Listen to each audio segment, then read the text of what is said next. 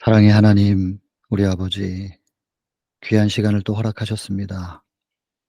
아버지, 오늘은 특별히 16장 예수께서 당신의 성전을 정결케 하시는 그 장면을 우리가 들여다보겠습니다. 너무너무 중요한 부분인 것을 느낍니다. 하나님의 특별한 임재를 간구합니다. 우리의 지혜의 부족함을, 그리고 표현력의 부족함을 주 앞에 인정하고 고백할 수밖에 없습니다.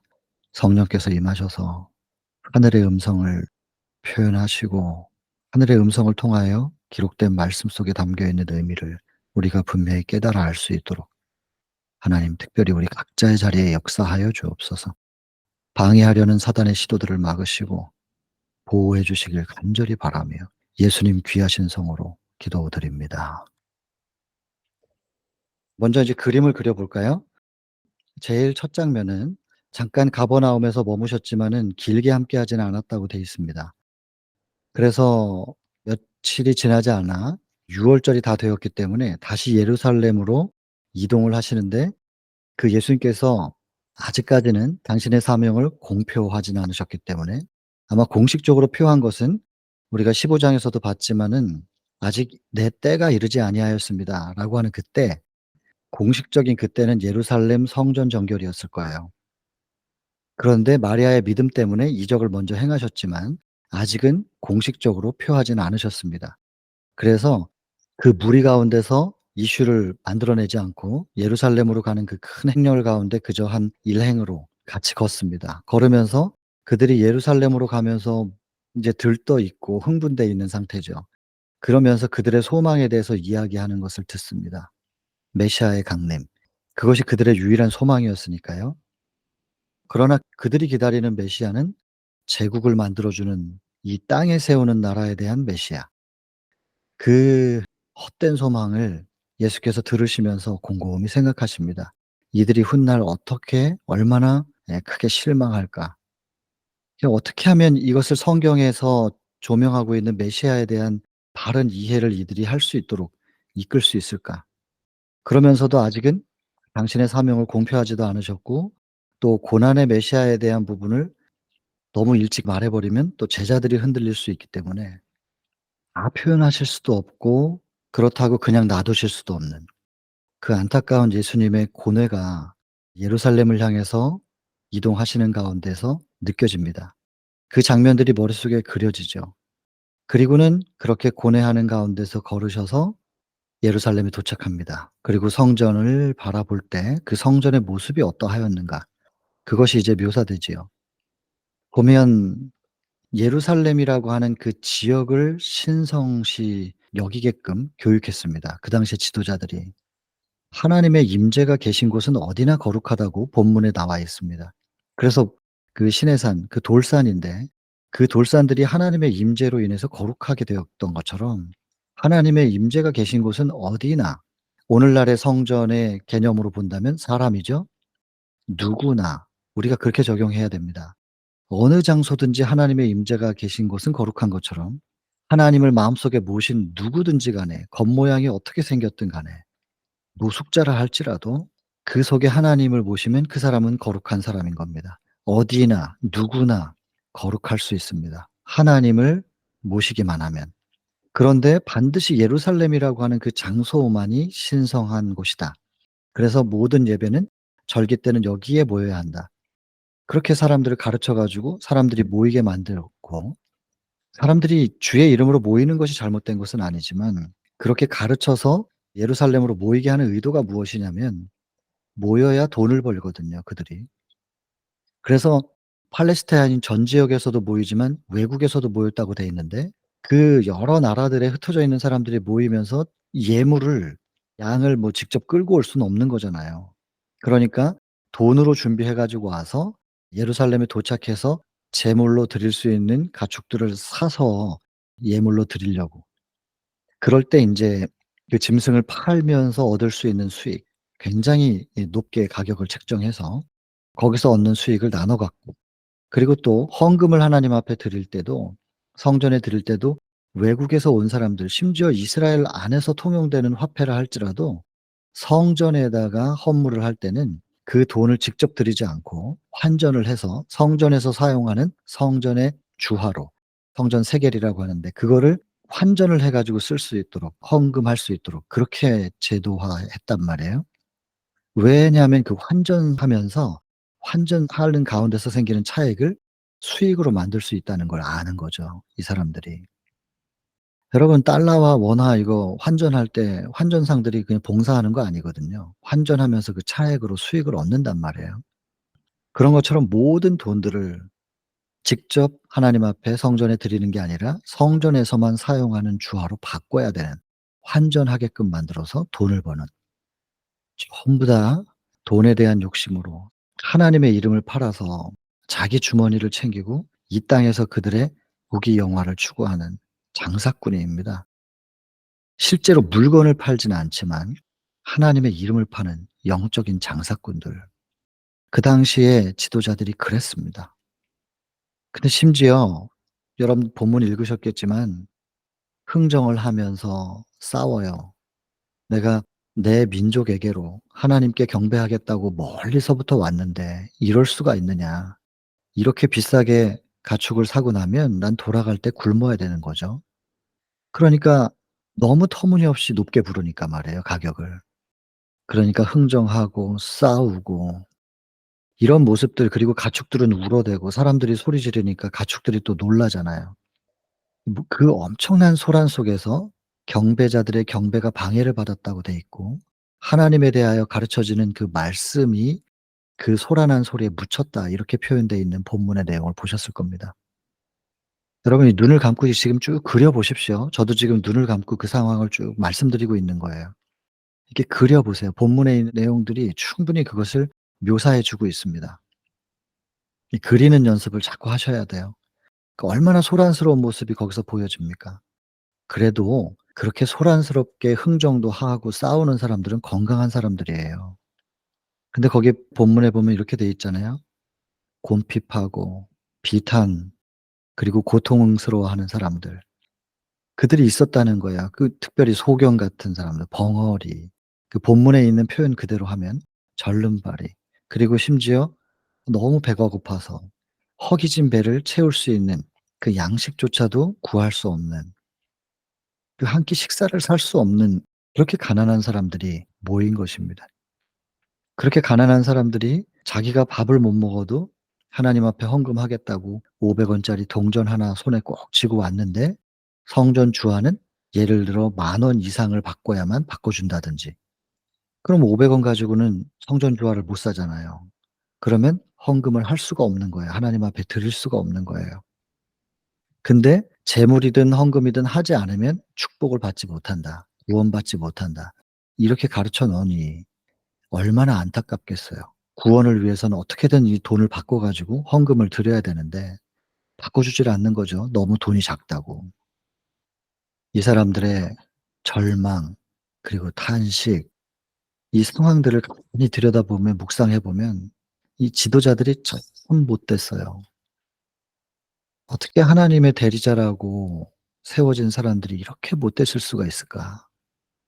그 모습을 예루살렘까지 오는 동안의 깊은 고뇌로, 그리고 어떻게든 그들에게 성경을 바르게 이해할 수 있도록 다 표현을 하진 못하지만 그렇게 안타까운 심정으로 애쓰면서 고뇌하시면서 그렇게 걸어오신 그 예수님의 눈에 이 장면들이 다 보이는 거예요. 절대로 그런 분이 아니신데 그분이 의분을 내십니다. 이런 분노를 의분이라고 하죠. 심지어 제자들도 깜짝 놀랄 만큼 한 번도 본 적이 없는 예수님의 얼굴에서 그렇게 분이 표현되는, 한 번도 본 적이 없는 그 의분의 모습을 보고 제자들까지도 떨 만큼 굉장히 위험 있는 모습이셨나 봐요. 그 채찍을 드셨지만 그걸로 때리진 않으셨지만은 채찍을 드시고 그리고 상을 엎으시고 그리고 다 쫓아내는 거예요. 근데 그 예수님의 얼굴에서 비쳐나오는 신성의 모습, 그 모습 속에서, 근데 그 신성의 모습이 누군가에게는 두려움을 주고 누군가에게는 위로와 보상이었단 말이에요. 정죄받는다, 심판받는다. 하나님은 정죄하시는 분이다, 심판하시는 분이다.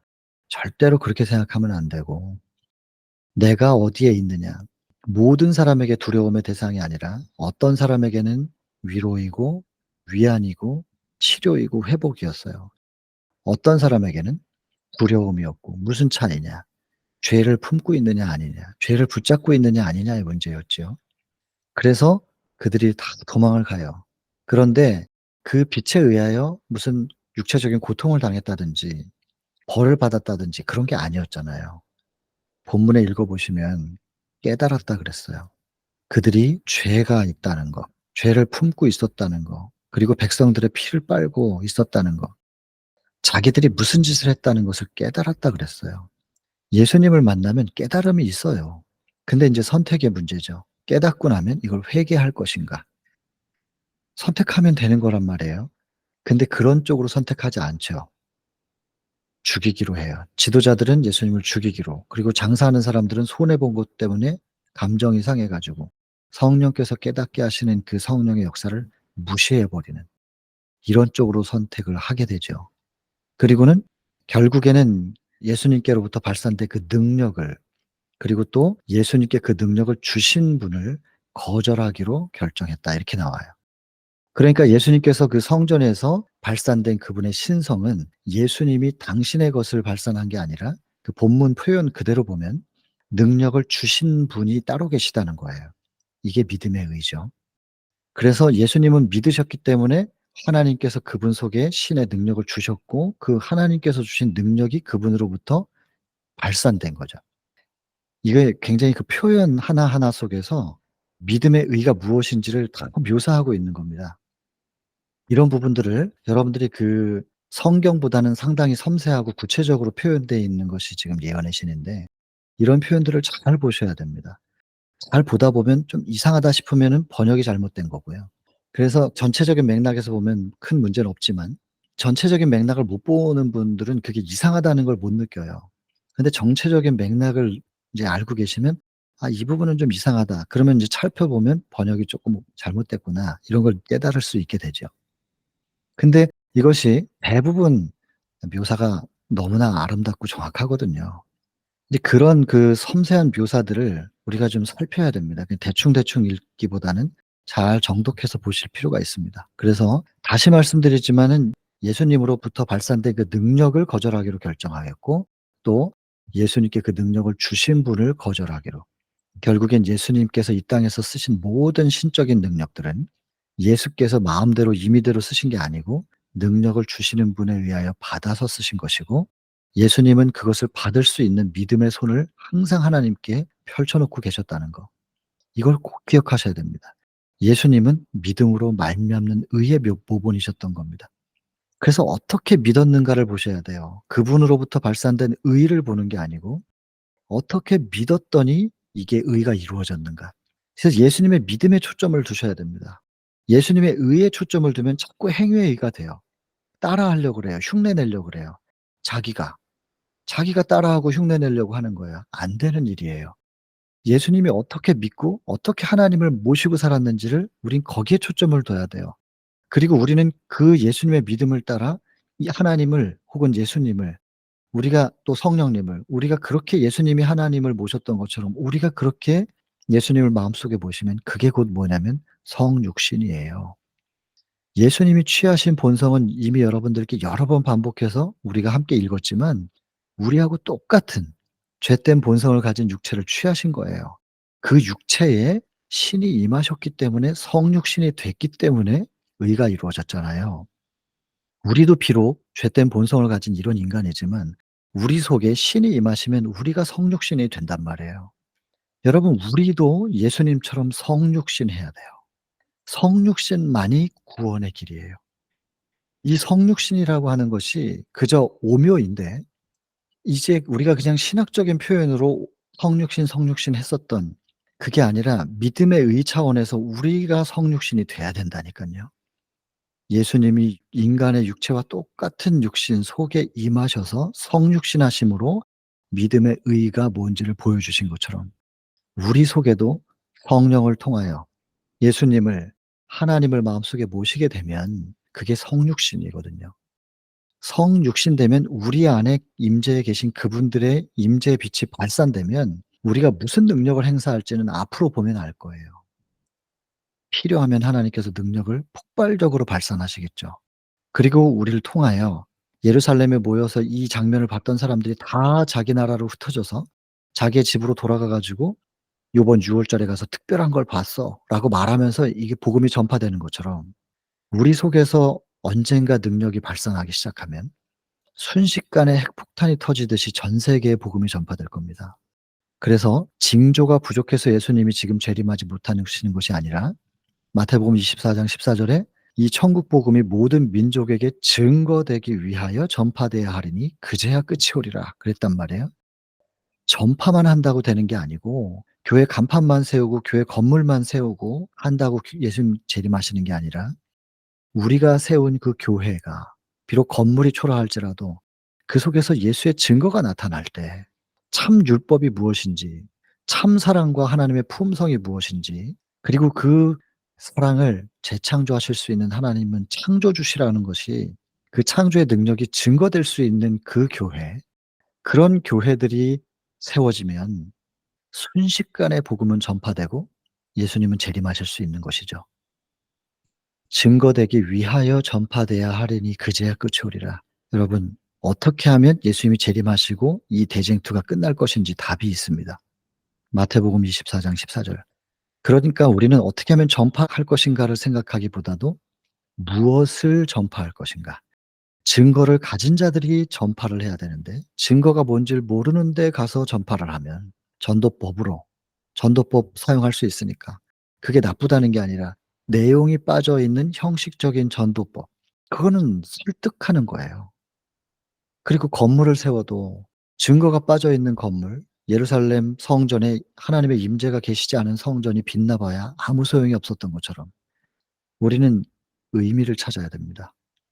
의미를. 그런 것처럼 지금 우리가 예수 그리스도 속에서 발산된 그 능력이 무엇인가? 예수님은 철저하게 믿음에 의해 모본이셨고 예수께서 어떻게 믿으셨는지가 우리의 초점이어야 된다는 것과 성육신을 통하여 의를 발산하신 것처럼 우리도 믿음으로 성육신해야 한다는 거. 이게 굉장히 중요한 초점입니다. 그리고 이제 돌아온 사람들이 묻습니다. 제사장들과 관원들은 예수님을 죽이겠다고 결심했고 장사하는 사람들은 이제 손해를 봤기 때문에 감정이 상해 가지고 물어보는 거예요. "무슨 권한으로 이렇게 하는 것이냐. 표적을 보여 달라." 할 때 예수께서 "나의 표적은" 하면서 말씀하시잖아요. "성전 허물어 봐라. 3일 만에 회복시키겠다." 이 성경절의 의미가 무엇인가? 이걸 아는 것이 대단히 중요한 부분입니다. 그래서 인제 다 묘사했습니다. 우리가 머릿속에 그릴 수 있는 건 다 그린 겁니다. 이 장면 속에서 우리에게 지금 선포하고 있는 게 뭐냐. 고것만 딱 결론 찾으면 끝나는 거죠. 그 당시 예수님께서 성전을 정결케 하신 그 사건은 오늘날 우리에게 적용을 시켜야 되겠죠, 당연히. 항상, 항상 모든 말씀은 오늘날 우리에게 적용시키는 쪽으로 가야 됩니다. 적용이 안 되면 옛날에 무슨 일이 있었다는 거 알고 있는 건 그냥 역사 공부밖에 안 되는 겁니다. 이것을 오늘날 우리에게 어떻게 적용할 것인가. 여러분, 예수님께서 "성전을 헐면 3일 만에 일으키겠다." 이건 두 가지 의미가 있다고 했지요. 실제로 예루살렘 성전이 나중에 무너질 것과 동시에 참 성전 대신 예수 그리스도의 육신이 죽으시게 될 것. 그러나 그것으로 끝나는 것이 아니라 반드시 부활한다. 부활하시고 심지어 부활한 걸로만 끝나는 것이 아니라 승천하셔서까지도, 부활함으로 성전을 회복하고 승천하셔서까지도 하늘에서도 지금 성소 회복을 위하여 일하고 계신다는 이 얘기예요. 그리고 성소 정결을 통하여 예수께서는 당신께서 이 땅에 오신 사명이 무엇인지를 선포하고 계셨다고. 예수 그리스도의 사명이 성소 정결인 것을 지금 우리에게 말하고 있는 것입니다. 여러분, 성소 정결, 그리고 이 성소라고 하는 개념은 본문의 내용에 나오는 것처럼 스랍 천사들로부터 사람들에 이르기까지 모두가 다 하나님의 임재가 이루어질 수 있는 성소로서 창조되었다. 여러분, 이거 제가 자주 쓰는 말이지만 제가 지어내거나 제가 뭔가를 깨달아서 한 말이 아니고 본문에 있는 내용입니다. 영감의 글에 있는 내용. 그래서 여러분, 에스겔 28장 18절에 루스벨이 자기의 성소, 자기의 모든 성소를 더럽혔다라고 하는 그 표현은 루스벨에게 무슨 성소가 있었나? 루스벨은 하나님의 임재의 자리인 성소로 창조된 겁니다. 하나님과 영적 소통을 할 수 있는 상태로 창조된 피조물들 말이에요. 나무, 바위 이런 거는 성선일 수는 없지요. 그러나 하나님과 소통할 수 있는 모든 이제 표상으로는 주어졌습니다. 떨기나무 같은 거. 표상으로 그거는 그 속에 하나님께서 계시면서 떨기나무가 타지 않는 이거는 성육신 하시겠다는 하나의 표상이었잖아요. 우리가 시대소망 1 장에서 공부한 것처럼. 그래서 그 떨기나무도 예를 들어서 얘기했고 구름기둥, 불기둥 그리고 출애굽기 25 장에 나오는 그 성막 성소도 그렇고 그런 식으로 "임하실 것이다."라고 하는 표상이 주어졌었는데 실제로 육신을 구별하시고 한 육체 속에 임하셨다는 성육신에 대한. 그래서 인제 표상적으로는 의미가 있지만 실제로 무슨 나무나 돌이나 이런 거에 영이 깃들어 있다. 이런 거는 우상 숭배할 수 있는 위험이 있기 때문에 그렇게 생각하시면 안 되고 그러나 하나님과 영적 소통을 할 수 있는 모든 천사들이든 우주 거민들이든 우리 인간들은 창조될 때부터 하나님의 임재가 이루어질 수 있는 하나님과 함께 순간을 살아갈 수 있는 모든 매 순간들을 하나님과 함께 살아갈 수 있도록 한 성소로서 창조됐다는 거예요. 근데 성소의 기초가 무엇이냐? 율법이고 법궤 안에 율법이 들어 있고 그 위에 시은자 있고 그 위에 앉으시잖아요. 하나님의 임재가 이루어지는데 하나님의 보좌의 기초는 그래서 율법인 거죠. 사랑인 것이고 그게 이타인 건데 루스벨이 자기를 높여 보겠다고 하는 자아와 이기심을 품게 된 거잖아요. 그러면서 성전이 더럽혀진 거죠. 성전이 깨끗하냐 아니냐를 구별하는 것은 율법인데 율법 사랑인데 그 이타를 놓고 자기를 붙잡는 자아가 생기면서 성전이 더럽혀진 거 아니에요? 그러니 이 사단으로부터 하늘에서부터 있었던 그 대쟁투의 쟁점인 성소가 회파된 거, 율법이 더럽혀진 거. 이것이 인간에게까지도 지금 이어진 건데 그 역사가. 이것은 본문에 읽으셨겠지만 인간의 힘으로는 절대로 이걸 회복할 수 없다. 그래서 여러분 본성에 이끌림 받는 건 내 잘못이 아니에요. 그것 때문에 절대로 죄책감 가지지 마세요. 그거는 아담으로부터 혹은 사단으로부터 더 나아가서는 사단으로부터 우리가 물려받은 것이지 내 게 아닌데 그걸 왜 내가 책임져야 되고 그 죄책감을 왜 내가 느껴야 되냔 말이에요. 하나님은 절대로 그렇게 요구하시는 분이 아니에요. 그러니 이렇게 기도하세요. 사도 바울이 기도했던 것처럼 로마서 7 장에 21 절 "이상하다. 뭔가 하나의 법칙을 발견했는데 내 속에서 두 가지 것이 싸운다. 의를 추구하는 마음과 또 나를 끌어잡아 당기는 사망의 법. 뭔가 다른 것이 있다." 여러분 이 고백을 사도 바울이 했던 것처럼 우린 이걸 인정해야 됩니다. 그리고 내 속에서 나를 끌어잡아 당기는 것은 내 것이 아니다라는 거죠. 그거 하나님께 기도할 때 "하나님 나는 내 마음은 정말로 하나님을 마음속에 모시고 싶고 마음의 천국을 이루고 싶고 의를 추구하는 마음, 율법의 회복, 사랑하고 싶은 마음 그래서 누구도 미워하고 원망하지 않게 되면 마음에 흔들림이 없어요. 인간관계 속에서의 고통이 없어요, 사랑을 하면. 그러니까 늘 평안해요. 절대 평안이에요. 그리고 이 복음을 지키는 데 있어서 누가 나를 위협하고 목에 칼을 들이댄다 할지라도 두려움이 없어요. 절대 자유예요. 얽매이지 않는단 말이에요. 절대 평안, 절대 자유. 이것이 쉼이에요. 수고하고 무거운 짐진 자들에게 다 예수께로 가면 쉬게 해 주시겠다고 한 그 쉼. 세상이 알지도 못하고 줄 수도 없는 그 쉼, 절대 평안. 그래서 자주 말씀드리지만 사도행전 7 장에 돌 맞아도 빛날 수 있는 스데반의 평안. 사도행전 12 장에 내일 사형 집행인데 감옥 안에서 쿨쿨 잠들 수 있는 그 절대 평안, 절대 자유. 이것이 참된 안식이죠. 창조주를 마음속에 모시고 있는 사람들이 누릴 수 있는 절대적인 안식. 우리는 진정한 안식일 교인이 돼야 되는 거죠. 그게 날짜로 토요일이지만 토요일이라고 하는 날짜에 매여서 토요일 교인으로 살 것인가? 진정한 안식일 교인으로 살 것인가? 토요일 날 다 같이 교회 가 있다고 다 안식일 교인이냐? 요한복음 1장 47 절에 전부 다 이스라엘 사람들인데 나다나엘 보고 "저 사람은 참 이스라엘이라." 라고 말씀하신 것처럼 진짜는 따로 있다 이 말입니다. 이게 굉장히 좀 우리가 깊이 생각해야 되고 무서운 부분인데요. 오늘날 우리가 지금 어디에 있는가 이 챕터를 통해서 이 성소 정결을 통하여 우리가 생각해야 될 건 이 너무나 깊고요.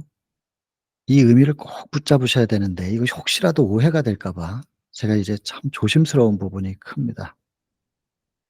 자, 아무튼 여러분, 예수께서는 우리가 스스로 할 수 없는 이 성소정결, 우리 속의 본성이 우리를 이끄는 것은 내 것이 아니라 사단과 아담을 통해서 우리에게 새겨진 거기 때문에 이 책임을 나한테 묻지 않는다는 것을 꼭 기억하시고, 사도 바울이 고백한 것처럼 내 마음속에 진정 의를 향하고 추구하는 마음이 있다면, 사도 바울이나 스데반이나 베드로가 경험한 것처럼 우리가 그걸 추구하는 마음이 있다면 말입니다. 그것만 말씀드리세요. 내 소망은 이것입니다. 그런데 내 본성이 자꾸 내 의를 향하는 이 갈망을 흔들고 반대로 끌고 나가는 부분은 내 게 아니고 내 잘못이 아니니까 아시지 않냐고. 내가 스스로 이것과 싸울 수 없다는 것도 아시지 않느냐고. 이길 수 없다는 걸 아시지 않냐고. 그러니 내 죄된 본성에 대한 부분은 하나님께서 책임을 지시라고. 그러면서 빨리 드려야 돼요. 그 부분은 드려 놓고, 때로 이 죄된 본성에 의해서 넘어질 때, 자꾸 넘어질 때는 죄책감 느끼지 마시고 '아, 이거 또 내가 주님을 붙잡고 있는 손을 좀 깜빡 놓쳤나 보다.' 그냥 바로 일어나시면 돼요. 그래서 잠언 24장 16 절에 "의인은 한 번도 안 넘어지는 사람이 아니라 7번 완전히 넘어져도 다시 일어나는 사람이 의인이라." 그랬잖아요.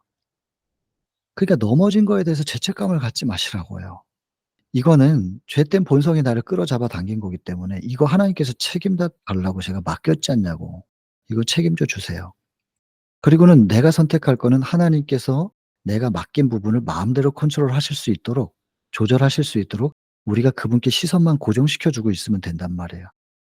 그걸 자꾸 놓치면, 베드로가 물 위에 발을 디뎠었다가도 자랑하고 싶어 가지고 예수님을 바라보던 눈을 돌려 가지고 뒤에 있는 자기보다 나이 어린 그 동생 제자들 쳐다보느라고, 예수님의 제자들을 자기보다 나이 어린 아우들 쳐다보느라고 그 자랑하는 마음 때문에 딱 놓치니까 빠지잖아요. 그냥 예수님을 쳐다보고 있는 부분만 '아, 이거 내가 놓쳤구나.' 그리고선 다시 시선을 돌려서 '주님.' 하고 저를 구원하소서 하니까 예수님께서 바로 또 건져내시잖아요. '아, 내가 깜빡 예수님을 놓쳤구나.' 하면서 다시 보면 되는 일이지 죄책감을 느낄 일이 아니란 말이에요. 본성이 나를 휘감고 넘어뜨리고 빠뜨리고 하는 것은 하나님이 다 아셔요. 우리가 그것과 싸울 수 없다는 거, 이길 수 없다는 것도 전부 다 아신다고요. 그리고 그게 내 것도 아니란 말이에요. 유전적으로 받은 거지. 그 내가 선택한 게 아니란 말이에요. 이 부분은 그냥 예수님께 맡기는 거예요. 이거 가져가시라고. 그리고 기꺼이 그분께 드리고, 우리는 그저 예수님을 바라보는 일에만 초점을 두시면 우리 속에 들어오신 그분께서, 본문에서 읽으셨지만 예수께서 그 성전을 정결케 하신 그것을 통하여 우리 속에서 어떻게 역사하셔서 우리 속의 성전을 정결케 하실 것인지에 대한 표상이라 그랬잖아요.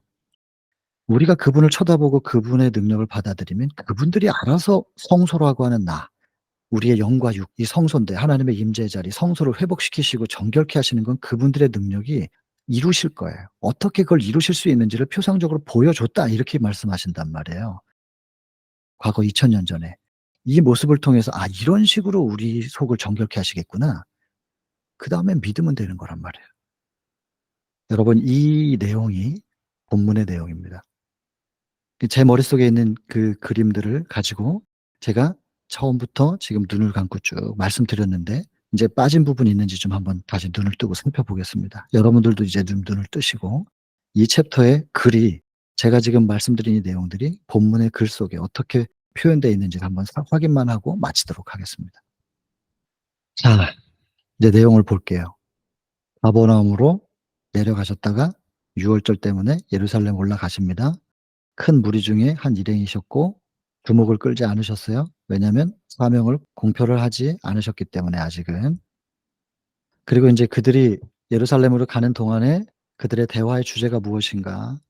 근데 결국엔 성경을 잘못 해석하는 것 때문에 그들이 실망을 겪게 될 걸 아시고, 예수께서는 예언의 말씀을 설명하시고 사람들의 말씀을 보다 치밀하게 연구하도록 깨우쳐 주셨는데, 그러나 직접적으로 언급을 못 하세요. 그 이유는 밑에서 나오죠. 제자들이 아직은 고난의 메시아에 대해서 이해하고 받아들일 수 있는 만큼 성장이 안 돼 있어요. 지레 실망하고 포기하게 될까 봐 다 표현을 못 합니다. 그러나 스스로는 이사야 53장 같은 그런 부분들이 메시아에 대한 그 표현이 뭔지에 대해서 각자들이 좀 의문을 가지라고. 예수께서 그 성경을 연구하는 방법들을 깨우치도록 인도하고 계십니다.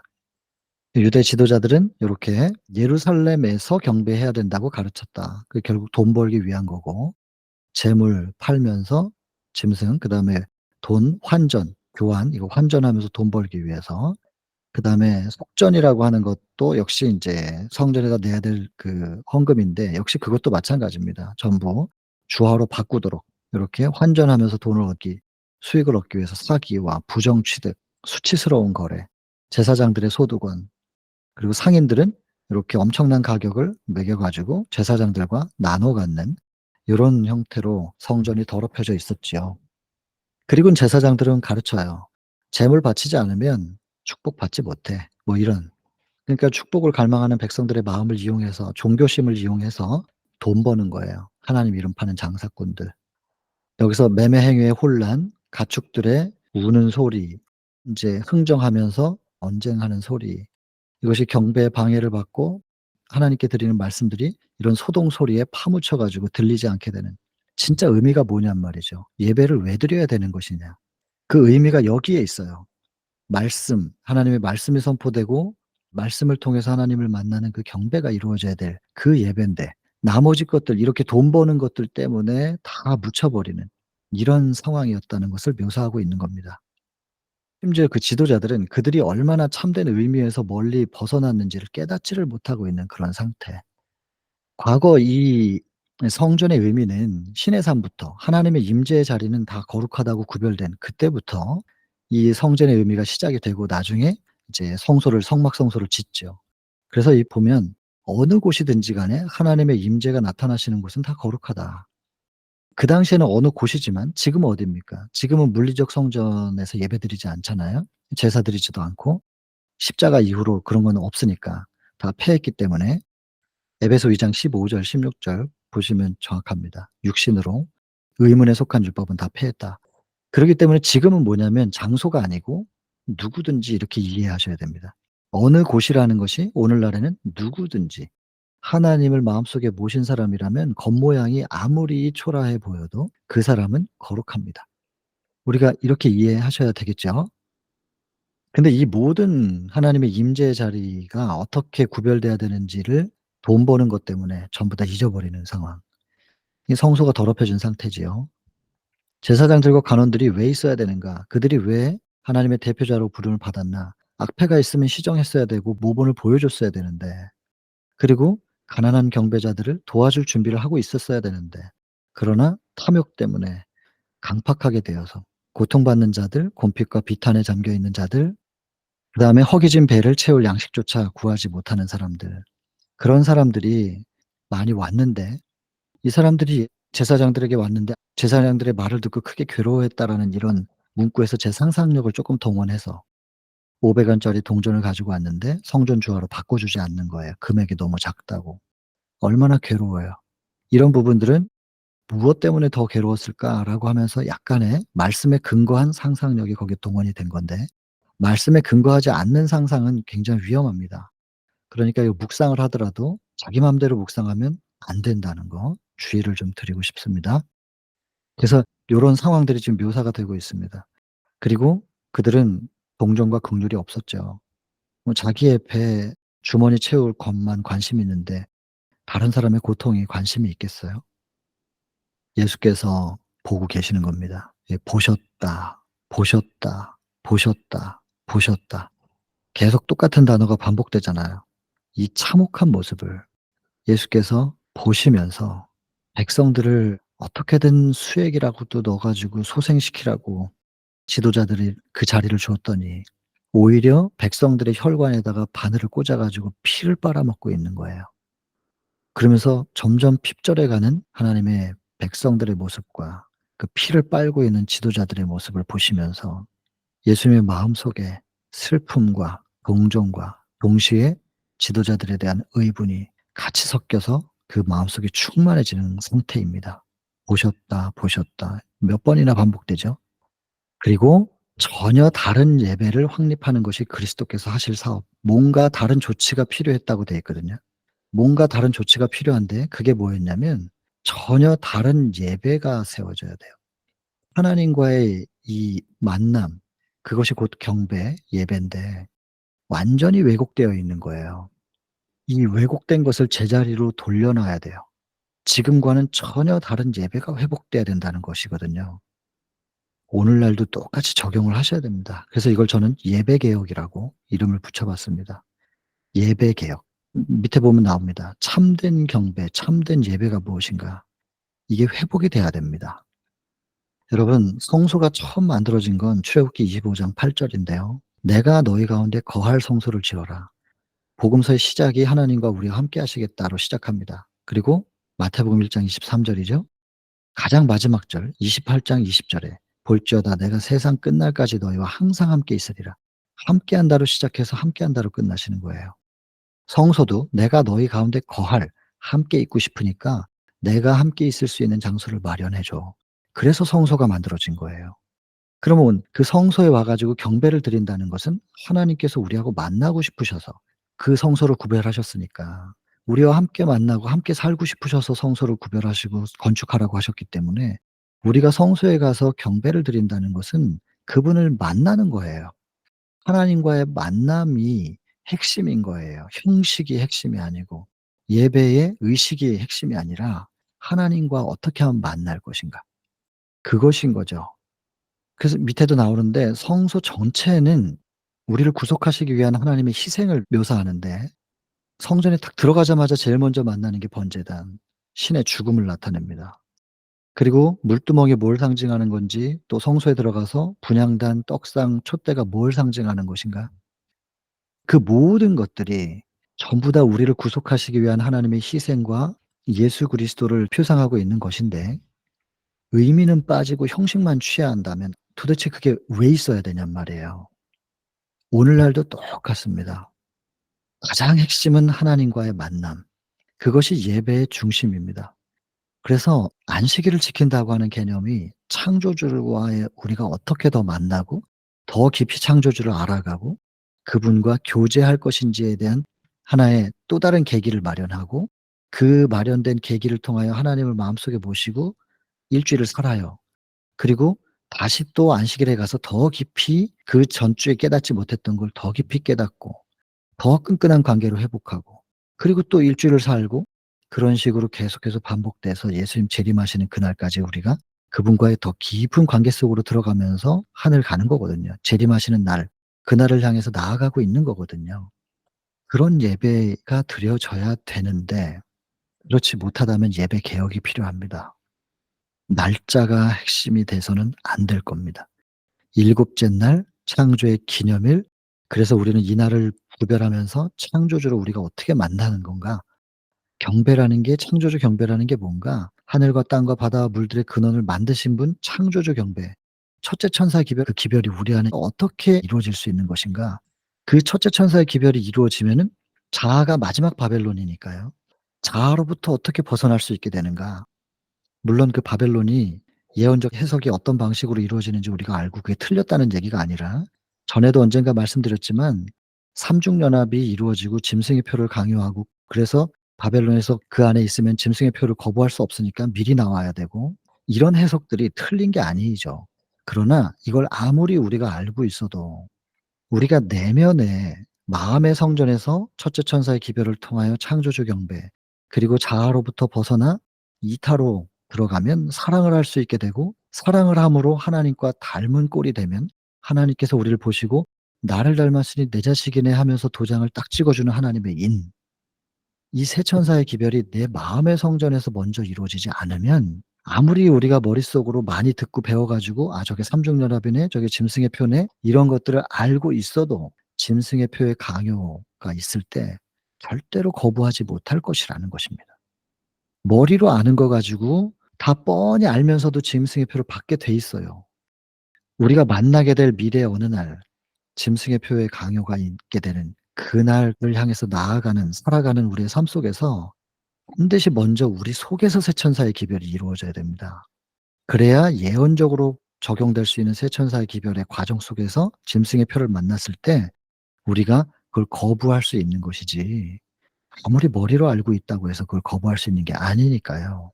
먼저 우리 속에서 이게 이루어져야 돼요. 여러분 전혀 다른 예배, 진짜 예배, 참된 경배가 무엇인가? 세 천사의 기별의 내 마음속에서의 역사죠. 세 천사의 기별이 내 마음속에서 어떻게 역사할 수 있는지, 이것이 이루어지려면 여러분 오늘날의 우리의 예배에 대해서 생각해 보셔야 됩니다. 참된 경배와 참된 예배가 이루어져야 되는 예배 개혁이 필요합니다. 전혀 다른 예배가 확립돼야 된다는 것이죠. 준엄한 눈초리로 보시고 지금 현재 자기 앞에 있는 장면도 보시지만 미래도 보십니다. 두 가지를 항상 같이 보시는 거예요. 어떻게 복음이 감추어지고 어떻게 상품화될 것인가. 이걸 통하여 복음을 알지 못하는 백성들은 예수님의 피의 값으로 사신 구원받아야 될 그 백성들이 얼만큼 강팍해지고 공허해지고 점점 더 핍절해져서 결국에는 죽을 수밖에 없게 될 것인가. 이런 것들을 미리 보시는 건데 그걸 누가 그렇게 만드느냐. 제사장들과 관원들이 이렇게 하할 것을 보신다. 표현됩니다. 의분과 권위가 그분의 창조주로서의 권세가 이제 표현이 되는 겁니다. 그리고 아무것도 안 했는데도 불구하고 사람들의 시선이 자꾸 끌리는 거예요. 끌리고 집중되고 그리고 시선을 돌이킬 수가 없고 그들의 동기, 감춰 놨었던 그 동기들이 이제 드러나는 것을 느끼고 '통찰하고 계시는구나.' 이런 걸 느끼고 그리고는 어떻게든 숨어 보려고 하는데 숨겨지지가 않는 거죠. 조용해집니다. 소란이 그쳐지고 그리고는 신성이 번쩍이니까 그리고 말씀하셔요. "가져가라. 내 아버지 집으로 장사하는 집을 만들지 말라."라고 하는 강력한 메시지. 그냥 말씀을 하셨는데 다 도망가요. 채찍으로 때린 것도 아닌데 전부 다 도망갑니다. 허겁지겁 달아났다. 제자들까지도 떤다. 때리지 않았어요. 그냥 그분의 임재 자체가 죄를 품고 있는 사람들에게는 공포예요. 죄를 소멸시키는 빛이니까요. 그러나 죄를 품고 있지 않은 사람들에게는 회복의 빛이니까요. 그래서 절대로 '내가 세상을 심판하러 온 게 아니라 구원하러 왔다.' 요한복음 3장 17 절에 있는 말씀. 그리고 18 절에 심판의 자리가 어디인지를 스스로 결정한 것이다. 자기가 자기 심판을 자기에게 내린 것이다라고 하는 표현. 그래서 중요한 성경절이죠. 요한복음 3장 16 절만이 아니라 그게 참 중요해서 많이 그것을 외우시는데 17절 18 절까지 연결되면서를 좀 보시면 더 예수 그리스도의 구원의 중심이 뭔지를 이해하실 수 있게 될 겁니다. 절대로 심판하시는 하나님이 아니셔요. 그것도 심판이라는 개념 자체도 뭐가 지금 잘못됐어요. 심판은 벌 주고 불태우고 막 이런 것만을 지금 심판으로 생각하는 여러분 심판은 벌 주고 태우는 게 아니라 증명이에요, 증명. 증명하시는 거예요. "구원받기에 합당하지? 할 말 없지 인제? 내가 이 사람 구원해도 너 할 말 없는 거지?" 증명시키는 과정입니다, 심판이. 그래서 조사 심판은 한 사람이라도 더 인을 치기 위해서 사단이 참소하지 못하게 "할 말 없지? 이 사람 내가 내 백성으로 인쳐도 너 더 이상 할 말 없다." 공평하게 구원해야 되니까. 하나님이 당신의 권위로 막 구원시키면 안 되니까 참소자가 할 말 없게 만드는 그 증명하는 과정이 심판이에요, 조사 심판은. 근데 이 심판이라는 단어의 개념을 사람들에게 잘못 인식시킨 게 사단이란 말이에요. 그러니까 조사 심판 이게 '뭘 또 심판을 해.' 인제 이렇게 되는 거죠. 그러니깐 이게 성경을 보시려면 그 단어의 개념이 뭔지를 이해하셔야 돼요. 순종이라는 게 무슨 뜻인가? 율법이 어떤 의미를 내포하고 있는가? 경배는 뭐고 믿음은 무엇이냐? 이런 단어들이 국어사전적으로 우리가 이해를 하고 있기 때문에 그 국어사전적인 의미를 가지고 성경에 등장하는 단어들을 풀어나가면서 연결시키니깐 안 맞죠. 짝이 안 맞는 거예요. 이게 모자이크를 하더라도 뭐가 맞아야 들어가야 이렇게 다 전체가 완성이 될 건데 안 맞는 것들을 갖다 붙여 놓고선 전체를 그리려고 하니까 그게 이해가 안 된단 말이에요. 왜 그러냐면 사전으로 공부해서 그래요. 성경은 성경으로 보아야 돼요. 성경에 있는 한 단어가 이해 안 되면 그 단어가 성경 다른 데서는 어떻게 적용이 되고 인용이 됐는지 활용이 됐는지에 대해서 성경절로 보셔야 돼요. 그래서 이 단어 똑같은 단어를 다른 쪽에서는 전혀 다른 방식으로 쓴단 말이에요. 그런 것들을 표현들을 다 모아 놓으면 '아 이게 국어사전에선 이런 뜻이었는데 성경에선 지금 이런 뜻으로 사용이 되는 거구나.' 이렇게 풀어야 이게 이해가 된단 말이에요. 자꾸 사전으로 푸니까 문제가 되는 거예요. 저도 신학을 했기 때문에 원문을 보기는 봅니다마는 거기에 매여 있지도 않고 그걸 우선으로 두지도 않죠. 참고하기 위해서 필요할 때 보는 것이지 제일 중요한 것은 성경 전체 속에서 이 단어가 어떻게 사용되어졌는가 그거 보셔야 돼요. 그게 가장 안전합니다. 자, 그다음에 옛날 성전을 성별하셨던 하나님의 임재는 어떤 곳이든지 간에 거룩하게 하시는 거예요. 거룩하게 구별하신다는 뜻이에요, 성별. 이제는 당신의 영광을 위하여 세워진 성전을 신성하게 하셨다. 그럼 이걸 오늘날 우리에게 딱 적용시키면 어떻게 되겠어요? 우리라고 하는 성전 더럽혀졌지만 비록 반드시 그분이 신성하게 하실 수 있다는 것이죠. 자, 여기까지가 인제 그려진 내용들에 대한 부분인데 중간에 이게 무슨 의미인지 제가 요렇게 표시를 했어요. 여기 표시하고 여기 표시하고 요 중간의 의미를 한번 생각해 봐야 돼요. 굉장히 중요한 부분인데 성전을 정결케 하시는 중에 예수께서는 메시아로서의 당신의 사명을 선포하고 계신 것이에요. 그리고 당신의 사업에 착수하셨다. 여러분, 이 시대소망 11 장에 예수께서 침례받고 나서 눈물의 기도하시는 거 제가 그때 말씀드렸잖아요. 이게 두 개를 연결시켜야 됩니다. 시대소망 11 장에 그렇게 돼 있지요. 죄로 인해서 완악해진 인간의 심령들이 예수 그리스도의 사명을 이해하고 구원의 선물을 받아들이는 것이 얼마나 어려운 줄을 아시고 그 어려운 일을 해 나가기 위한 능력을 하나님께 눈물로 간구하신 내용이에요. 여기서 중요한 거 뭐냐면 예수님의 사명을 이해하고 메시아의 사명을 이해하고 그 사명을 이해해야만 구원의 선물을 받을 수가 있는 이 두 단계가 우리 속에 이루어져야 되는데 이게 안 되는 거예요. 죄 때문에 완악해진 사람들의 심령이 예수 그리스도의 사명을 이해하지 못하게 만들고 사명을 이해하지 못하니까 구원의 선물을 받아들일 수가 없는 거죠. 그러면 인제 "예수님의 사명이 도대체 뭔데?"라고 하는 질문이 생기는데 11 장에서는 안 나와요. 근데 이게 16 장에서 탁 나온단 말이에요. 사명이.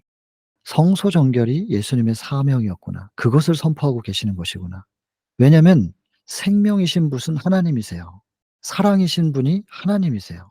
하나님이 생명이고 사랑인데 그분이 생명과 사랑에 우리가 연결되지 않으면 우리는 생명으로 회복될 수가 없는 거고 사랑이신 분과 연결되지 않으면 우리는 사랑을 할 수가 없어요.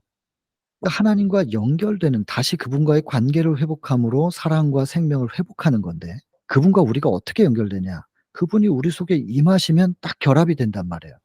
우리 속에 임하셔야 되는데 우리가 죄덩어리란 말이에요. 근데 그분이 임하시면 죄는 다 소멸돼 버려요. 그러니까 지금은 임하실 수가 없죠, 아무리 임하시고 싶어도. 그래서 중간에 예수님을 두셨어요. 예수께서 먼저 성소 정결을 싹 이루신 다음에 "아버지 준비 다 됐습니다. 이제 오십시오." 그러면 하나님께서 임하시면 다시 딱 결합되면 사랑으로 그리고 생명으로 우리가 충만해진단 말이에요. 여러분, 그래서 예수님께서 우리의 구원을 위하여 반드시 뭐 하셔야 되냐면 성소 정결부터 하셔야 돼요. 성소 정결을 통하여 하나님과 우리가 다시 하나 되게 하시는 게 그것이 예수님의 사명이었단 말이에요. 예수님의 사명을 선포하고 계셨어요, 성전을 정결케 하시면서. 그러니까 예수님의 사명을 우리가 이해하고 우리의 더럽혀진 성전을 그것도 내 잘못도 아닌데 죄된 본성 때문에 더럽혀진 이 성전 그 이후에 내가 선택한 것도 있겠지만 근본적으로 사단이 뿌려 놓은 씨가 우리의 마음밭을 더럽혀 놓은 거란 말이에요. 이거를 예수께서 기꺼이 정결케 하기를 원하셔서 계속 녹화하시는 거예요. 계시록 3장 20절 두드리니까 열어만 주면 내가 들어가서 해결해 줄게. 이걸 이해를 해야 내 힘으로 할 수 있는 게 아니고 그분이 들어오셔야만 이게 정결케 되고 '하나님과 다시 하나 될 수 있겠구나.'라는 걸 이해를 해야 그분을 향해서 마음을 열고 내가 시도하려고 하던 모든 것들을 놓고 그분을 향해서 마음을 열고 "이거 다 드릴 테니깐 오셔서 해결해 주세요." 이렇게 된단 말이에요. 예수님의 사명을 이해해야만 제대로 그분을 마음속에 영접할 수 있는 거고 그렇게 예수님의 사명을 이해하고 나면 예수께서 들어오셔서 성소 정결하시고 나서 생명과 사랑으로 충만하게 되면 우리는 구원의 선물을 받는 거죠. 그래서 사명을 이해하는 게 너무나 중요해요. 그리고 당신의 사업을 성소 정결을 이미 시작했다는 거예요. 착수하고 계셨다. 하나님께서 임재하시는 장소로 건축된 성전은 이스라엘뿐만 아니라 세상을 향하여 실물 교훈이 되도록 계획하신 거예요. 영세 전부터 광명하고 거룩한 스랍 천사들로부터 사람에 이르기까지 모든 피조물들을 창조주께서 내재하시는 임하실 수 있는 성전이 되도록 하시는 것이 하나님의 목적이셨다. 너무너무 중요한 부분이에요. 그래서 우리가 성전인 거예요. 고린도전서 3장 16절 "너희가 성전인 것과 하나님의 성령이 너희 가운데 계시는 것을 알지 못하느냐." 사도 바울은 이걸 깨달은 거예요. 그러니깐 그렇게 선포를 하는 거죠. 여러분, 우리 속에 하나님을 모셔야 됩니다. 우리가 성전이에요. 그래서 우리 성전을 더럽게 할 만한 것들을 보지도 말고 듣지도 말고 입으로 넣지도 말고, 이게 성소정결 때문에 그렇게 하는 거거든요, 하나님과의 관계를 회복하기 위하여. 근데 자꾸 우리의 죄된 본성을 보게 하죠. 보게 하고 듣게 하고 먹게 하고 그 죄된 욕망의 갈망대로 뭔가를 추구하게 하고. 근데 이게 내 게 아니라니깐요. 그 본성의 욕망은 유전받은 거니까, 이건 내 게 아니니까 거기에 대해서 죄책감을 느끼지 마시고 이걸 그냥 맡기라고요. 이걸 예수님께서 해결하실 수 있도록, 사단이 뿌려 놓은 걸 예수님이 해결하실 수 있도록 그분들께 맡겨요 그냥. 자꾸 이걸 내가 뭔가를 해 보려고 왜 그게 되지도 않은 일을 그렇게 무겁게 그 짐을 지고 사냔 말이에요. 그러니까 오라는 거예요, 내가 쉬게 해 주겠다고. 그건 너희들이 할 수 있는 일이 아니라는 거예요. 이게 되게 단순한 건데, 이 단순한 거를 자꾸 이해를 못하고 자꾸 죄책감에 눌리고 힘들어한단 말이에요. 내 것도 아니면서, 그리고 내가 해결할 수도 없으면서 그냥 맡기셔야 돼요. 그리고 그 책임도 묻지도 않으세요. 그래서 여러분, 시편 51편 회개장 아니에요. 다윗이 참 놀랍게 회개한 거예요 3 절에. "나는 내 죄가를 뭔지를 압니다. 내 죄가 항상 내 앞에 있습니다." 그러면서 죄가 뭔지를 아는 사람이 4 절에 회개를 하는 게 "내가 주님께만 범죄한 겁니다. 내가 주께만 범죄했습니다. 그리고 주의 목전에서 내가 악을 행했습니다." 죄는 주님께 지었고 죄의 결과로 악한 행동이 나온 거를 구별을 해 놨다니까요. 또 구별해 놓고 내가 주께만 범죄했다고 회개를 하는 거예요. 이 회개, 이것은 내가 행동한 걸 회개한 게 아니라 내 본성을 하나님께만 들여 놓고 하나님께서 해결하실 수 있도록 맡겨 놨어야 되는 건데, '내가 전부 다 이걸 평정했지.' 하면서 자기가 했다고 딱 생각하는 순간 하나님과의 관계가 끊어져 버리니까 바로 죄된 본성이 나타나 가지고 골리앗을 쓰러뜨렸던 그렇게 훌륭한 믿음의 장부가 그렇게 파렴치한 죄된 행동을 하잖아요. 어제까지 아무리 믿음의 용사였으면 뭐해요? 그 사람이 믿음의 용사가 아니라 그 사람 속에 영접된 하나님께서 그분의 믿음이 그를 믿음의 용사로 세우신 것이지, 다윗이 무슨 믿음의 용사예요. 그러니까 그냥 하나님과 관계 딱 끊어지자마자 바로 본성이 나타나서 그 파렴치한 짓을 한다니까요. 사람은 다 그래요. 그러니까 어저께 훌륭했다고 지금도 훌륭한 건 아니고, 어저께 어땠다고 지금도 못된 것도 아니고 더러운 것도 아니란 말이죠. 그리고 또 우리 입장에서 보면 어저께 훌륭했던 사람이 오늘 이러는 걸 보면서 '아이고 저 인간 좋게 봤더니만 저런 인간이었어?' 비난할 자격이 있어요? 나도 그러면서.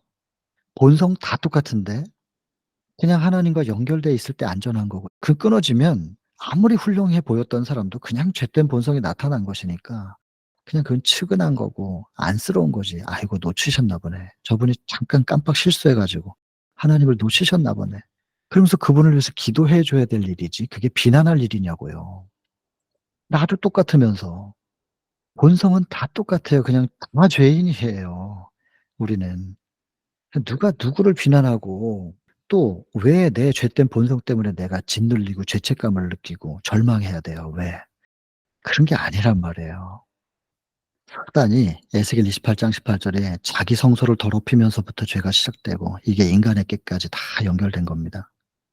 그래서 다윗이 이걸 깨닫고 '내가 주님의 손을, 주님이 놓지 않는 손을 내가 놔 버렸네요.' 그게 죄예요. 죄는 사망이고 반대는 의잖아요. 죄의 반대는 의, 의는 생명이잖아요. 내가 주님을 놓으니까 내가 사망이 됐네요. 의와 연결되면 다시 생명이에요. 그러니까 죄라고 하는 것은 주님과의 단절을 의미하는 것이지, 주님과 단절이 되니까 본성에 의해서 지배를 받아 가지고 가죽옷으로 눌려 있었던 것들이 땅에서 올라와 가지고 가시와 엉겅퀴가 올라와서 열매를 맺는 행동이 나가는 거죠. 근데 이게 어떻게 지금 조절될 수 있냐면, 예수님과 딱 연결되면 예수님의 가죽옷이 다 덮어 가지고 밭에 뭘 덮어 놓으면은 잡초들이 못 올라오는 것처럼 딱 고렇게 돼 있어야 되는데, 예수님이 놓지 않은 손을 그냥 다윗이 먼저 놔 버리면서 가죽옷이 휙 제껴지니까 눌려 있었던 가시와 엉겅퀴가 확 올라오는 거죠. 그리고는 악한 행동이 나오는 거예요. 이거를 다윗이 뭐라고 얘기하냐면 "내가 주님께 범죄해서 주님을 놓고 주님과 분리되는 죄를 제가 범했습니다."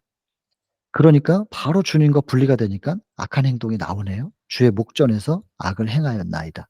요렇게 얘기하잖아요. 그럼 회개라는 건 뭐냐? "악한 행동 이거 잘못했습니다. 안 할게요." 아무리 해 보세요. 또 하지. 그 경험적으로 아시잖아요. 진짜 회개는 그 생명, 참 생명 참 사랑이신 분, 그분을 놓았던 것을 깨닫고 다시 그분과 연결되면 되는 거예요. 근데 그분은 항상 우리에게 손 내밀고 계시거든요. 항상. 여인이 어찌 그 젖 먹는 자식을 잊겠으며 자기 태에서는 아들을 긍휼히 여기지 않을 수가 있겠는가? 그들은 혹 잊는다 할지라도 나는 너를 잊지 아니할 것이라. 내가 너의 이름을 내 손바닥에 새겼다. 못자국으로 항상 우리 앞에 손 내밀고 계시는 분이에요. 하나님 앞에 한 손 내밀어서 나의 못자국, 나의 피 하시면서 하나님 앞에 내밀고 있고 중보하시는 거죠. 그리고 또 한 손으로는 우리한테 "이 손 잡아." 그러면서 내밀고 계시는 거예요. 에스겔 16장 6 절에. "내가 너의 곁을 지날 때에 피투성이가 되어서 네가 발짓하는 것을 보고 사단에게 공격받아서 만신창이가 돼서 쓰러져서 꿈틀꿈틀하고 있는 거예요." 그러고 있는 사람들에게 손을 내미시면서 "피투성이라도 살라. 이 손 붙잡고 잡으면 내가 이렇게 세워 줄게. 너는 스스로 일어나지 못하지만 내가 이렇게 세워 줄게. 피투성이라도 살라." 신에게 이르노니 반복해서 "피투성이라고 살라. 피투성이라도 살라고." 그러면서 손 내밀고 계신 분이란 말이에요, 그분이. 그러니까는 다윗이 깨닫고 바로 그분께 손을 내미니까 그분의 손 기다렸다는 듯이 딱 잡아 주시면서 회복이 되는 것이죠. 이게 회개는 이렇게 하는 거란 말이에요. 죄가 뭔지를 알아야 회개를 제대로 하지요. 근데 맨 행동한 거 가지고 잘못했다고 얘기하고 또 하고, 또 하고 생명과 연결이 안 돼 있는데 어떻게 생명의 열매를 맺겠어요. 근본적으로 다시 관계를 회복해야 된단 말이에요. 지금 성소 정결을 통해서 예수님께서 우리에게 참 구원의 도가 뭔지 그리고 우리의 영역이 무엇이고 하나님의 영역이 무엇인지를 명확하게 말씀하고 계세요. 자꾸 우리가 하나님의 영역으로 선을 넘어 가지고 그걸 우리가 해 보겠다고 하는 그 시도 그리고 불필요한 죄책감에 짓눌리는 거 하나님이 바라시는 게 아니에요. 그러면서 바로 밑에 나오잖아요. 하나님의 아들이 육신을 쓰시고 성육신 하셨다는 건데 이 육신을 쓰셨다 성육신 하심으로 하나님의 목적이 성취되고 하나님께서 인류 안에 거하시고 또한 구원하는 은혜를 통하여 사람의 마음은 다시 하나님의 성전이 되는 이 개념. 성육신을 통하여 성전 회복이 되는 이 개념. 여러분 예수님이 우리와 똑같은 본성을 가진 육신을 취하셔 가지고 그 육신 속에 성육신 하시면서 믿음의 위를 보여주셨어요. 우리라고 하는 본성, 죄된 본성에 예수님이 임하시면 우리도 성육신이 돼요. 반드시 성육신 하셔야 돼요. 이 성육신 예수님께서 이 육신을 쓰시고서 보여주신 이것을 우리가 따르면 되는 거예요. 이게 우리가 예수님을 마음속에 모셔드리면 우리도 성육신 되고 우리 안에서 의의 빛을 발산하시는 것은 우리 안에 임하신 성육신 하신 그분들이 하실 일이니까 우리는 그 결과적인 것은 그분께 맡겨 놓고 어떻게 하면 그분들을 내 마음속에 모시고 여기서 그분을 놓치지 않을 것인가 거기에만 초점을 맞추면 되죠. 그래서 자꾸 말씀을 묵상하면서 인제 자꾸 그려내면서 기억하고 책을 펼치지 않아도 그분들과의 묵상을 놓치지 않기 위해서 자꾸 그리는 방법을 이제 시도하게 되는 거란 말이에요. 성전의 의미를 이해하지 못했는데 성전의 의미는 성령이 임재하실 만한 성전. 하나님의 임재가 있는 장소 요거. 성전을 더럽게 하는 게 뭐냐? 관능적인 욕정, 부정한 생각. 부정한 생각 중에 뭐 있어요? 비난하고 미워하고 원망하고 이런 다 부정한 생각들이죠. 이런 것들. 그다음에 내일 일을 걱정하지 말라 그랬는데 그 걱정하는 것들. 전부 이런 것들이 성전을 더럽게 하는 거예요. 이 모든 사람의 마음의 성전, 마음속에 요런 것들을 품을 때 성전이 더럽혀지는 것이죠. 뭘 먹느냐, 뭐 고기 먹냐 안 먹냐 이건 나중 문제예요. 우선 마음의 성전부터 요렇게 요런 것들 요 위에 표현된 것들 그리고 내 안에 임하신 예수께서 한번 실험해 보세요. 육체의 소욕들을 어떻게 조절해 주시는가. 식욕이라든지 정욕이라든지 육체적인 부분들을 그분들이 임하시면 예수께서 성령을 통하여 어떻게 제어하시는지 이걸 경험을 해 보셔야 돼요. 이걸 경험해 보지 못한 사람들은 자꾸 자기 의지로 참으려고 그래요. 그게 또 행위가 되는 거거든요. 하다 하다 지쳐요 또. 지쳐서 쓰러져 가지고 찡찡거리고 그래요. 다리 그냥 철푸덕 주저앉아 가지고 투덜투덜거리고 지쳐 갖고. 여러분 이거 내 안에 계신 예수께서 나를 완전히 점령하실 때 육체적인 것도 어떻게 그분이 조절하실 수 있는지를 이걸 경험을 해 봐야 된다니까요. "맛보아 알지어다." 그랬잖아요, 여호와의 선하심을. 믿음의 의는 이론이나 지식이 아니라 경험과 체험이다. 화이트부인의 말입니다. 세상에 매매하는 자들로부터 성전 정결케 하시면서 예수께서는 마음에서 더러운 죄 곧 영혼을 부패하게 하는 세속적인 욕망이나 이기적인 욕정이나 악한 습관 제거하시고 정결케 하시는 당신의 사명을 나타내셨다. 아멘이죠. 이게 얼마나 복음이에요. 마음의 욕망이나 이기적인 욕정이나 악한 습관까지도 이거 전부 다 이게 육에 해당하는 것까지도 전부 다 정결케 하실 수 있다는 거예요, 그분이. 믿어 드려야 돼요. 이거 그냥 믿고 한번 맡겨 보세요. 어떻게 되나. 후련히 임하실 것이다. 누가 능히 당하겠느냐. 그분이 임하시면 누가 능히 그분을 대적할 거냐 그 말이에요. 우리 마음속에 예수님께서 임하시면 사단이 뿌려 놓은 죄된 욕망들이 아무리 강해도 그분이 제어하실 수 있다. 금을 연단하는 자, 표백하는 자. 이거 계시록 3장 18 절이겠죠? 라오디게아 교회에게 보내는 권면에 "금 없으니까 금 사라. 흰옷 사야 된다." 금도 사고 흰옷도 사고. 금이 뭘 나타내요? 복음 성경 화이트 주석에 보면은 금은 연단된 믿음이에요. 불순물이 제거된 믿음. 흰옷은 그리스도의 의예요. 믿음으로 말미암는 의. 그게 금과 흰옷이죠.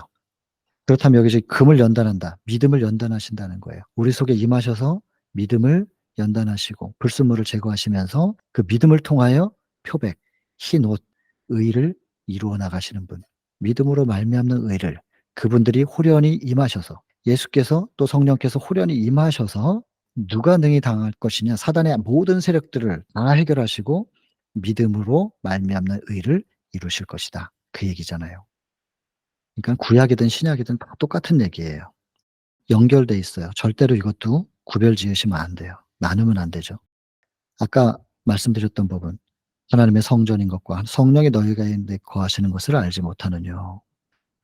스스로 내쫓을 수 없다. 그리스도께서만 영혼의 성전을 정결케 하실 수 있다. 그리스도께서만 하실 수 있다.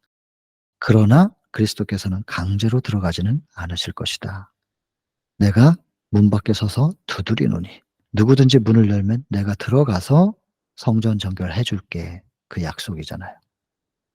우리의 죄악을 발로 밟으시고 우리의 모든 죄를 깊은 바다에 던져 버리실 것이에요. 그분이 하실 일이에요. 우리 안에 임하신 그분이 하실 일이에요. 한번 맡겨 보자는 거죠. 이 짐을 왜 우리가 지냐고요. 수고하고 무거운 짐. 맡겨야 돼요. 성령 안에서 하나님의 거하실 처소가 되게 하실 것이에요. 그분이 해 주실 거예요. 하나님이 거하시는 처소가 되게 해 주실 거예요. 맡겨 보자는 얘기죠. 이 성소 정결의 의미가 뭔지 이거 꼭 기억하셔야 됩니다. 그 참된 예배를 모르고 이렇게 흩어지는 사람들 불쌍히 여기시고 그리고 나중에 결국에는 로마에 의해서 공격받으면 다 흩어지게 될 것을 인제 미리 보신 거예요, 예수께서. 근데 이것도 중요해요. 제사장들은 왜 도망갔는가? 왜? 왜 대항하지 못했는가? 그 이유가 있어요. 저항할 수 없는 뭔가 신성이 번쩍였는데 이 신성의 역할이 무엇이냐면 말입니다. 깨닫게 해 줘요. 그래서 여러분 우리가 예수님 앞에 자꾸 서는 이유는 자기 발견이에요. '내가 이런 인간이었구나.' 그래서 빌립보 3장 6절 말씀드렸잖아요. "내가 율법의 의로는 흠이 없는 자였어." 그 자랑할 수 있었던 바울이 로마서 7장 9 절 "내가 전에 법을 모를 때는 내가 살았더니 이제 계명이 나에게 이르매 나의 죄는 살아나고 나는 죽었도다." 내가 어떤 인간인지를 발견하게 되는 것이죠. 예수님 앞에 서 보면. 여기도 이 사람들도 똑같아요. 깨닫게 된 거예요. 그리고 그분의 말씀의 뜻도 뭔지를 깨달아요. 뜻이 뭔지를 깨닫는다니까요. 다 자기도 깨닫고 말씀도 깨닫고 느껴요 또. 선지자가 분명하구나 확신도 해요. 믿어요. 근데 이 확신과 이 믿음은 뭐냐? 히브리서 11장 6 절에 "믿음이 없이는 기쁘시게 못하나니 하나님께 나오는 자는 두 가지. 반드시 그가 계신 것과 상 주시는 분이라는 걸 믿어야 된다." 두 가지잖아요. 두 번째 건 품성이에요. 1 등, 2등, 3등 그런 상 아니라 보상이니까. 그런데 여러분 반드시 두 가지가 같이 있어야 됩니다. 근데 그가 계신 것만 가지고 그걸 믿는 것만 갖고 하늘 간다면 사단이 제일 먼저 가죠. 사단은 절대로 하나님이 창조주라는 것을 의심하지 않거든요. 하나님의 실제 존재하시는 걸 의심하지 않아요. 여기서 보면 그리스도가 선지자이고 메시아임을 확신했고 믿었다. 이 믿음은 사단이 가지고 있는 믿음이에요. 근데 그런 하나님께 굴복하려고 하지 않거든요. 회개하지 않거든요. 그러니까 이게 사단의 믿음이죠. 그러니까 아무리 이런 믿음 가지고 있어도 하나님의 실존에 대한 믿음을 갖고 있다 할지라도 그분의 품성에 대한 이해와 믿음이 없이는 절대로 기쁘시게 하지 못한단 말이에요. 그래서 여러분 믿음도 종류가 있습니다. 이것만 믿으면 구원하고 관계없는 믿음이에요. 이런 것만 믿는 사람들이 있어요. 그런 교파도 있고요. 잘 살펴보셔야 돼요. 그런 교리들에 현혹되지 마셔야 됩니다. 그래서 그리스도에 왜 도망갔었느냐 하면 그분에게로부터 발산되는 뭔가가 있었기 때문에 그 발산되는 신성은 역할이 뭐였냐면 깨닫게 해 주시는 거였다는 거예요. 그리고 그걸 깨닫고 그들이 믿기는 하였으나 그들이 굴복하진 않았다. 회개하기를 원치 않았다. 그리고 끝내는 어떻게 해요? 능력도 그리고 능력을 그리스도께 주신 분에게도 도전하기로 결심합니다. 제가 아까 이거 많이 강조했죠. 예수님도 그분의 능력을 쓰신 게 아니라 성소 정결하실 때 그분 안에서 발산된 능력은 그 능력을 주신 분에 의해서 갖게 된 능력이라는 거. 믿음의 의. 이런 표현들이 이 예언의 신의 위대함입니다. 정말 저는 위대하다고 생각합니다. 믿음의 의를 이렇게 잘 표현해 놨어요. 그래서 이제 섬세하게 보시라고 제가 말씀드린 거예요. 근데 이 거절하기로 선택하죠. 그리고서는 이제 슬슬 돌아와요. 와 보니까 놀라운 변화가 있어요. 시간이 너무 많이 됐는데요. 나머지 부분은 여러분들이 좀 꼼꼼히 보세요. 제가 대충 일단은 훑어볼게요. 예수께서 눈물로 거기 남아 있던 사람들 회복시키는 얘기고요. 치유하셨고 그리고 돌아온 사람들이 뭘 들었는가? 그 놀라운 계시였어요. 그게 뭐냐면 짐이 너무나 무거웠는데 나를 돕는 자를 발견했다. 그분은 그리스도시다. 구원자시다. 나는 그분의 사업을 하는데 내 생애를 바치겠다. 이런 결심들이 일어나는. 그리고 부모님들은 뭐라 그러냐면 "너의 생명을 그분이 건지신 거야. 그분을 찬송하라." 이런 예수님을 만난 사람들의 외침이 들리는 거예요. 이런 외침들이 나오게끔 누가 가르쳤어야 되냐면 그들이 가르쳤어야 돼요. 근데 그들이 못하니까 예수님께서 직접 하셨는데 요런 모습들이 나타나죠. 우리도 복음을 전하면 사람들에게서 이런 모습들이 나타나야 됩니다. 이런 외침들이. 설교하는 사람들은 요런 걸 생각하면서 설교를 해야 되겠죠. 내가 무슨 설교를 하고 있고 인제 나중에 보면 85 장에 보면 그런 얘기 나옵니다. "복음의 진수는 회복이다." 진짜 복음이 전해지면 회복이 일어나고 회복의 외침이 나오게 될 건데 회복이 안 일어나면 '내가 전하는 복음이 참 진수를 내가 알고 전하는 것인가?' 스스로를 점검해 봐야 될 필요가 있는 부분들이거든요. 요런 부분들이 이제 나는 예수님을 만난 반응이었다는 것입니다. 그리고 이렇게 경험한 사람들은 자기가 살던 곳으로 돌아가서 전하죠. 이거 마치 그 다니엘의 그 새 친구처럼. 새 친구가 불에 타지 않는 모습을 봤잖아요. 거기 전 세계에서 온 지도자들이. 그리고 돌아가서 "금신상 멋있었다." 이런 얘기 안 했을 거예요. "가서 신기한 거 봤는데 풀무불에서 머리털 하나도 안 타는 거 봤어." 뭐 이런 거 전하겠죠. 이게 복음이 순식간에 전파되는 방법이죠. 이거 경험했던 사람들은 나중에 "십자가에 못 박게 하소서." 이런 거 외치는데 동참하지 않았대요. 그들은 그들이 뭘 했는지 또 뭘 하지 않았는지 설명하고 있습니다. 다만 반대로 도망갔던 무리들이 돌아옵니다. 근데 인제 이 도망갔던 무리들은 아까 인제 제사장들에 대해서 얘기했잖아요, 여기 위에. 제사장들이 왜 도망갔냐 하면서 제사장들에 대한 얘기 쭉 했고 여기서는 지금 도망갔던 무리들 중에 제사장들과 관원들 외에 장사하던 사람들 그들의 생각에 대해서 지금 표현하고 있는 겁니다. 돌아와 가지고 여기 보시면 성전을 더럽게 한 죄는 주로 제사장들에게 있었던 것이고 다른 백성들은 비교적 무죄하였다. 그 장사하는 사람들은 뭐 잘 모르고 그랬다는 얘기예요. 잘 모르고 그랬던 건데 그럼 이 사람들에게 인제 기회가 주어진 거죠. 그렇다면 이 기회를 이들이 어떻게 활용을 하느냐에 따라서 이들의 구원은 달라지는 건데 이 사람들이 예수님께 물어봐요. 무슨 권리로 이렇게 하는 거냐고. 근데 인제 이들 속에 뭐가 있냐면 정말로 이 의문 속에는 진리에 대한 갈망이 있는 게 아니라 장사가 방해를 받아 갖고 기분이 나쁜 거예요. 기분 나빠진 이 상태이기 때문에 성령의 호소를 짓눌러 버렸다는 거죠. 결국엔 이들도 제사장들과 관원들과 똑같은 상태로 구원에서는 멀어져 버려요. 그리고 요런 무리들 여기 손해 본 사람들 장사한 사람들에게 바른 게 뭔지를 가르쳤어야 되는 것들이 여기 인제 제사장들과 관원들인데 이 사람들조차도 모르고 깨닫지 못했으니까. 근데 분명히 증거가 나타났어요. 성경이 있었고 성경에 메시아에 대해서 묘사된 대로 능력이 표현됐잖아요. 이 정도 됐으면 깨닫고 돌이켰어야 된다는 얘기예요. 근데 제사장들과 관원들이 돌이키지 못하고 그러니깐 장사하는 사람들도 다 마찬가지였던 거죠. 그래서 인제 통틀어서 예수님께 그 사람들이 표적을 요구합니다. 그랬더니 "성전 헐어라. 사흘 만에 일으키리라." 이거 이중의 뜻이 있었다고 제가 말씀을 드렸잖아요. 이미 표적을 보여주셨어요. 증거를 주셨었다. 2번 반복하죠. 이미 다 보여줬는데도 또 보여 달라 그래요. 그러니까 예수님께서 요렇게 표현을 하셔요. 뭘 보여준다고 이 사람들이 믿을 거 아니기 때문에. 그리고 의미심장한 말씀을 던지는데 이 말씀으로 나중에 오히려 곤욕을 당할 것을 아셔요. 이 말씀이 어떻게 그들에게 이용되어지고 사용되어질 것인지를 아시지만 나중에 예수님이 부활하시고 승천하시고 난 다음에 이 말씀이 예수님의 신성을 강력하게 증거하시는 말씀이 될 거라는 걸 한 수를 더 많이 내다보시고 미리 던져 놓으신 거예요. 그리고 그 당시에는 이해를 못 해요. 심지어 그리고 제자들도. 제자들이 그걸 또 이해해서도 안 돼요. 지금은 견딜 수 없으니까 그걸 이해하면. 그래서 살짝 가려 가지고 말씀하신 거예요. 거절할 명분이 될 거라는 것도 아시면서 여기.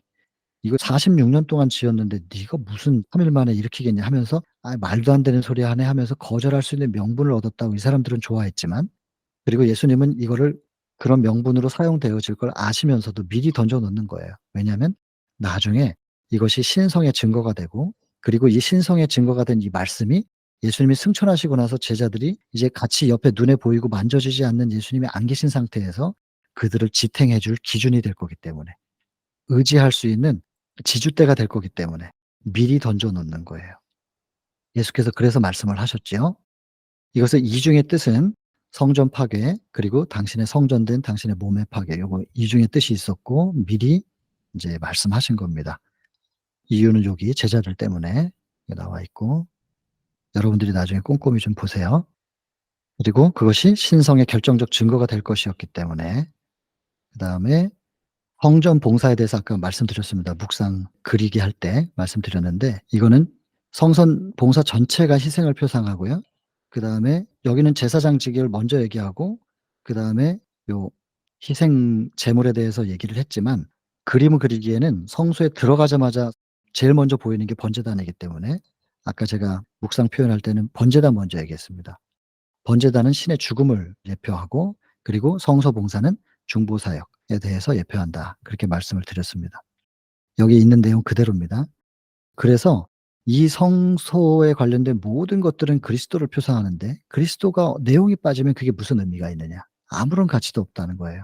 마치 가인의 제물처럼. 하나님께서 받으실 수가 없는 상태인 거죠. 그리고 예수님께서 십자가 이후에는 제사 제도는 종말이에요. 인제 더 이상 이런 거는 필요가 없어요. 직접 뭐 양을 잡아 바치고 이럴 필요 없고 직접 예수께로 가면 돼요, 십자가로. 그래서 이런 거는 에베소 2장 15-16절 보시면 되고. 그다음에 사흘 만에 일으킨다는 건 부활을 의미하는 것이고요. 부활한 걸로 끝나는 것이 아니라 하늘 성소에서 계속해서 그분의 사역은 중보 사역은 이루어진다. 그리고 더 나아가서는 성소 정결 사역까지. 이게 지금 하늘 성소에서 이루어질 그분의 사역에 대해서 이해가 꼭 필요합니다. 여기 보면 새 언약의 중보이신 예수. 이 새 언약 대단히 중요합니다. 이 히브리서 10장 16절 "내가 내 법을 너희 마음에 두고 너희 생각에 기록하리라." 이 새 언약인데요. 첫 번째 언약은 창세기 3장 15절 여자의 후손에 대해서 십자가에 대한 약속이고 새 언약은 이 십자가 이미 성취하셨잖아요. 옛 언약이 성취됐고 이것이 인제 이 십자가가 이제 우리 속에 "내가 내 법을 너희 마음에 두고 너희 생각에 기록한다." 우리가 십자가로 녹아 들어가는 십자가가 우리의 본성에 완전히 녹고 십자가의 빛으로 우리를 덮어 버리는 물들여 버리는 "이걸 내가 해 줄게."라고 약속하신 거예요. 이제는 기다리는 십자가가 아니고 나에게 새겨지는 십자가.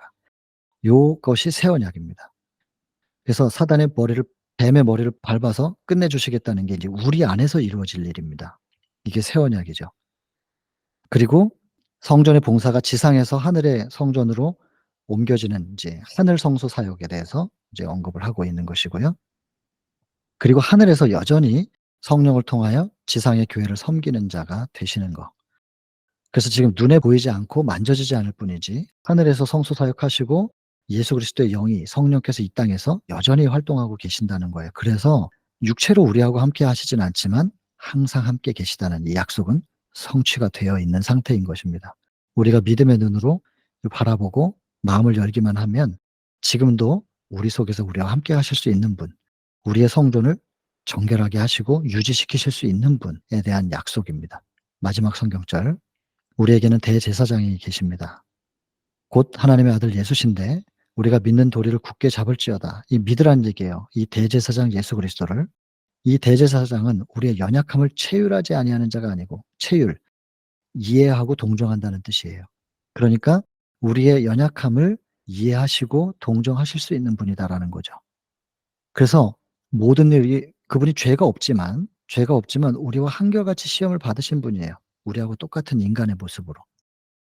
요거 히브리서 2장 17절 기억하시죠? 이거 시대의 소망 1장에서 언급됐던 성경절들입니다. 히브리 4장 15절도 마찬가지고 시대의 소망 1장에서 언급됐었던 건데, 보시면 16절부터 보면 히브리서 2장 16절에 하나님께서 천사들을 붙들러 오신 게 아니고 아브라함의 자손을 붙들러 온 것이 아니냐, 16절입니다. 17절, 그러므로 예수께서는 형제들과 같이 되심이, 아브라함의 자손을 붙들러 오셨기 때문에 아브라함의 자손과 같이 되는 거, 똑같이 되는 게 마땅하지 아니하냐. 그래서 우리와 똑같은 인간으로 오셨다는 것입니다. 마땅히 우리와 같이 되셔요. 우리와 똑같이 되시는 게 마땅하다. 그래서 우리하고 똑같이 인간으로 오셔 가지고 한결같이 우리가 받는 시험을 다 받으셨던 분이시기 때문에 우리의 입장을 체휼, 이해하고 동정하실 수 있는 분이다. 그러니 이 마지막 결론이 아멘이지요. 그러니 우리가 긍휼하심을 받고 때를 따라 시험 받는 모든 때마다 돕는 은혜, 도와주시는 은혜가 있다는 거예요. 그래서 때를 따라 돕는 은혜를 얻기 위하여 은혜의 보좌 앞에 담대히, 나 같은 인간이 어떻게 괜히 양심 바른 척 그렇게 할 필요가 없단 말이에요. 본성에 의해서 지배받은 것들은 우리 몫이 아니니까 죄책감에 눌리지 마셔야 된다고요. 그냥 담대히 나아갈 것이니라. 다시 일어나는 거예요. 7번 완전히 넘어졌어도 다시 일어나서 나아가라는 것이에요.